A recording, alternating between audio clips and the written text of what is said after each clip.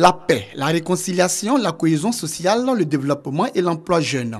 Des valeurs chères à l'Union des jeunes pour l'émergence et la prospérité de la Côte d'Ivoire UJEPSI. Cette structure entend œuvrer à l'implication de tous les jeunes dans le processus de réconciliation nationale et action de développement du gouvernement ivoirien. Pour Thierry Xavier, président de l'UJEPSI, il est important d'aider la jeunesse à se prendre en charge afin de réduire la pauvreté et contribuer à la résolution de la question de l'emploi jeune. Si on arrive à donner ne serait-ce qu'un verre d'eau à un jeune, la motivation qu'il avait à pouvoir être, je vais dire, le réceptacle potentiel de toute situation de conflit, cette disposition-là disparaît en lui. On pourra parvenir à la paix et à la réconciliation. Et c'est ce que j'essaie de faire partager à travers l'UJEPSI. L'amour du travail, l'humilité et la tolérance, d'autres vertus à cultiver selon Thierry Xavier. Il faut que les jeunes arrêtent de penser que la réussite est le fait d'une génération spontanée. Non, ce n'est pas le hasard, c'est le travail. C'est le travail. Tout ce qui est à côté, ça peut être un coup de chance. Mais en réalité, la seule voie noble, c'est le travail. Et progressivement, si tu sais attendre ton heure, c'est sûr que ça va venir. L'UJEPSI compte organiser à partir du mois de février une caravane dans plusieurs régions de la Côte d'Ivoire. Objectif, sensibiliser la jeunesse ivoirienne sur l'importance de la cohésion sociale et de la discipline. Le président de la République a annoncé le 7 janvier dernier, lors du premier conseil des ministres de l'année 2015, qu'il y aurait le 16 janvier prochain un conseil présidentiel qui va aborder la question de l'emploi jeune. Le président de la République porte surtout une attention particulière sur l'emploi des jeunes et nous ne voulons pas demeurer en reste dans cette mouvance. Dernièrement, nous avions pu nous en rendre compte que le recrutement dérogatoire, comme l'a annoncé le Premier ministre, est un acquis. Seulement, nous attendons que le président de la République signe le décret pour le travail formidable qui a été fait. Et nous voudrons vraiment plaider pour que ce jour-là, la situation de l'emploi des personnes handicapées soit abordée. Les besoins en table-banc dans la direction régionale de l'éducation nationale et de l'enseignement technique de la région du Bélier s'élèvent à 12 000 tables-bancs. Seulement 4 000 sont disponibles, soit un manque de 8 000 tables-bancs. Pour pallier ce déficit, le Conseil régional du Bélier, conduit par le ministre d'État Jeannot Ahoussou-Kouadio, a sollicité l'appui du Programme des Nations Unies pour le développement PNUD.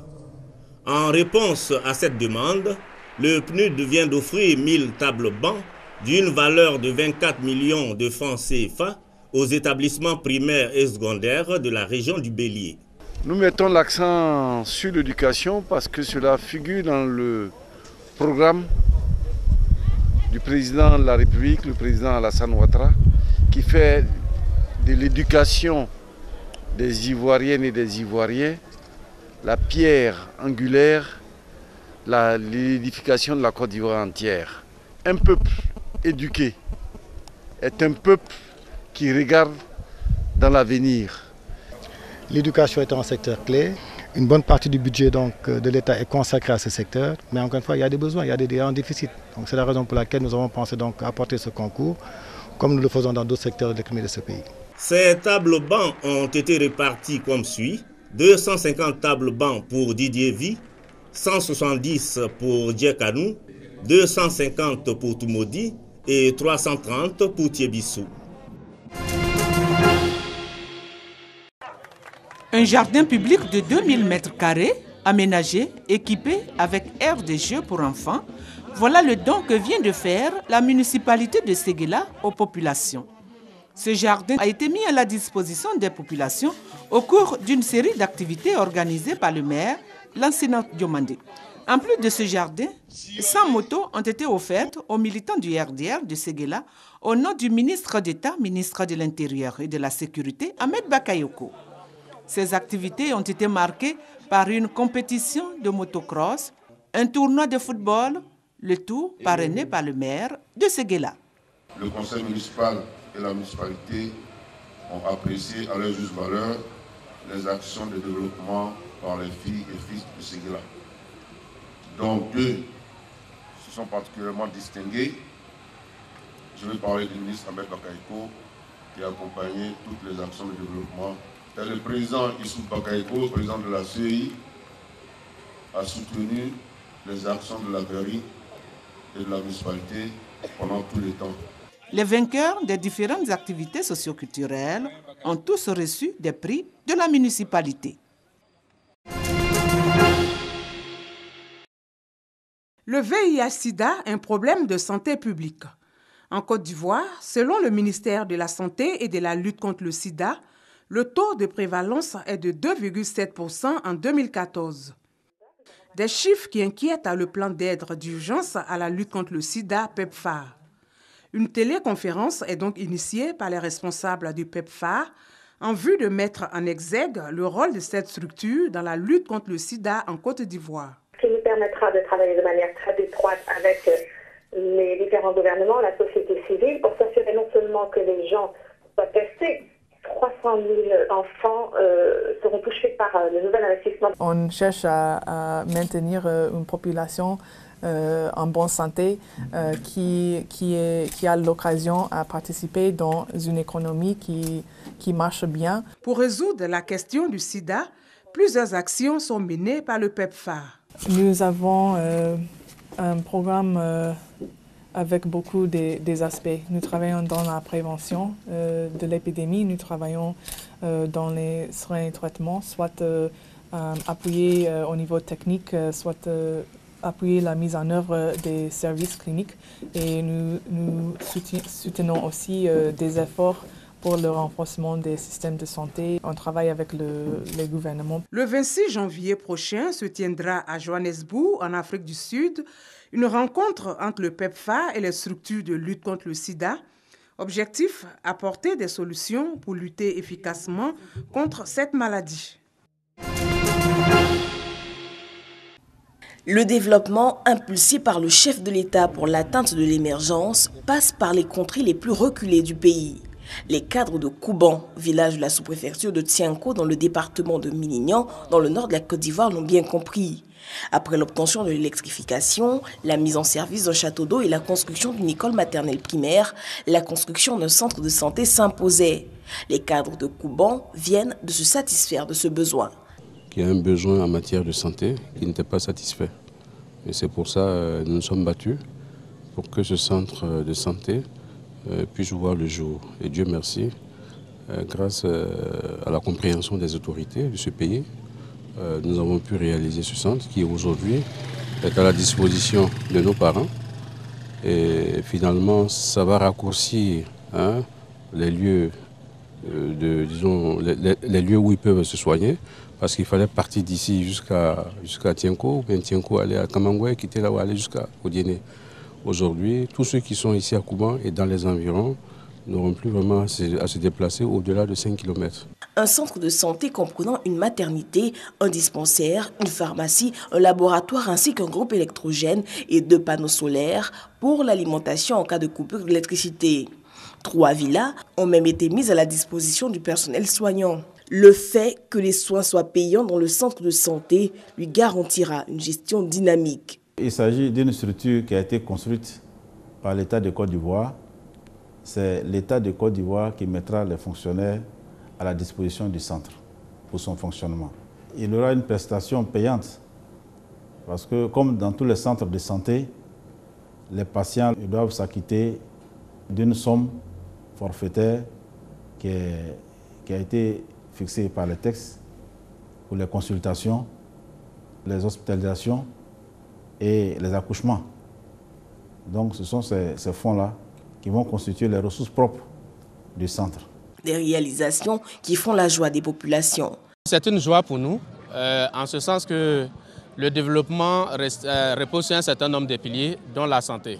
Vous savez qu'on ne peut rien faire si on n'est pas en bonne santé. C'est des hommes qui sont en très bonne santé qui permettent de transformer la nature, de lutter contre les difficultés et de trouver des solutions aux problèmes que nous avons. Avoir un tel œuvre dans son village, c'est vraiment une fierté. Voilà. Donc cette fierté, nous la dédions à un cadre de ce village, qui, du jour et de nuit, est impliqué dans tout ce qui concerne le développement de notre village. À vrai dire, il faut dire que le village est en train d'être modernisé. Ce que nous voyons aujourd'hui, on voit qu'il y a une amélioration. Ce village de près de 1500 habitants dispose désormais des atouts considérables et indispensables à son développement. À travers Kouban, qui n'est qu'un village, c'est toute la région qui en profite. Kouban est sur la voie de l'émergence parce qu'à partir du moment où vous avez une école, un centre de santé équipé, avec un château d'eau et puis l'électrification, mais vous avez tout ce qu'il faut pour une ville. Le village de Kouban, qui se situe dans la région du Folon, a attendu 20 ans avant de connaître les prémices du développement. Guiembé, commune du département de Korogo. Les populations de Guiembé ont décidé de s'unir pour le développement de leur localité. À cet effet, une journée a été dédiée au développement, une initiative de l'association des musulmans ressortissants de Guiembé. L'objectif est d'inciter les ressortissants de la localité à œuvrer pour le développement de Guiembé. Plusieurs actions importantes ont été réalisées en faveur du développement, parmi lesquelles une distribution de médicaments de première nécessité, lavage des mains pour lutter efficacement contre le virus Ebola et la pose de la première pierre de la future grande mosquée de Guiembé. Une prière pour la paix et la réconciliation en Côte d'Ivoire a également constitué l'un des temps forts de la journée. À travers cette journée, les initiateurs entendent contribuer au développement de la commune. Nous devons essayer de contribuer au développement de Guiembé à quelque niveau que nous nous situons. On a eu à faire de grandes prières pour l'unité des quatre. Bamba Souleymane, préfet d'Ayibilekro, fils de la localité et parrain de la journée, et le sous-préfet de Guiembé ont salué cette initiative de l'association des musulmans ressortissants de Guiembé. Ces autorités administratives ont invité les cadres à s'impliquer davantage dans le développement de leur région. Une minute de silence et des bougies pour déchirer l'obscurité. Ce vendredi soir à Abidjan, la presse étrangère accréditée dans le pays rend hommage à Charlie Hebdo. C'est la liberté d'expression dans sa globalité qui a été touchée. On a assassiné des dessinateurs qui utilisaient du texte, mais rarement, et souvent c'était surtout des dessins qui pouvaient être compris à travers le monde. Sur les planches réalisées par Wish Magazine, cette bande de dessinateurs de presse ont dit non. On s'est senti touché d'abord en premier, même si c'est toute la famille de la presse qui est touchée.